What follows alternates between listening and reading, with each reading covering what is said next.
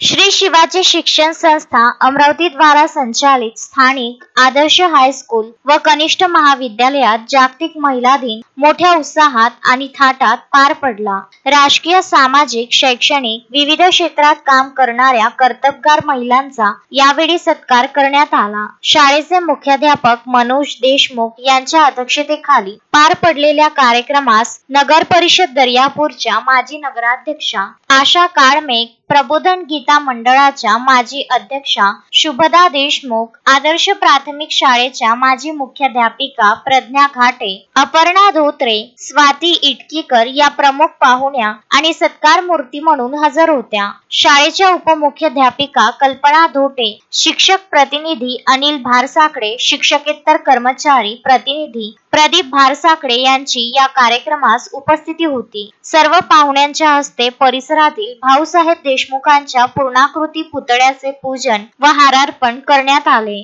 व्यासपीठावरील माँसाहेब जिजाऊ आणि भाऊसाहेबांच्या प्रतिमांचे पूजन करून कार्यक्रमास रीतसर सुरुवात झाली। गजानन घटाळे यांनी प्रास्ताविकातून कार्यक्रमाची भूमिका विशद केली। यानंतर सर्व निमंत्रित मान्यवर महिलांचा शाल, भेटवस्तू आणि पुष्पगुच्छ देऊन सत्कार करण्यात आला। कार्यक्रमाला शाळेतील सर्व शिक्षक, शिक्षिका, शिक्षकेतर कर्मचारी तथा मोठ्या प्रमाणावर विद्यार्थी उपस्थित होते। कार्यक्रमाचे सुंदर आयोजन आणि नियोजन प्राध्यापक संजय बोचे आणि सतीश राऊत यांनी केले।